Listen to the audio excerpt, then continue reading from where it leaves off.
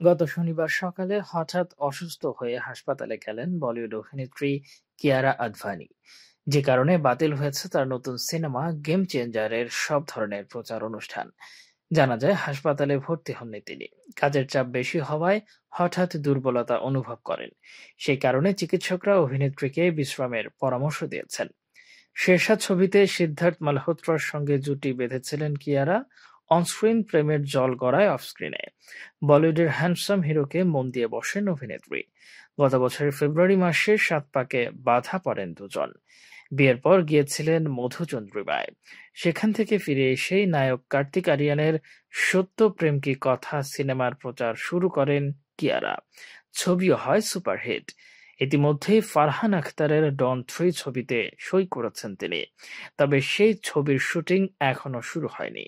এরই মাঝে দক্ষিণী সুপারস্টার রামচরণের সঙ্গে গেম চেঞ্জার শেষ করেন। গত কয়েকদিন ধরে এই ছবিরই প্রচার করছিলেন কিয়ারা, তারই মাঝে এমন বিপত্তিতে পড়েছেন।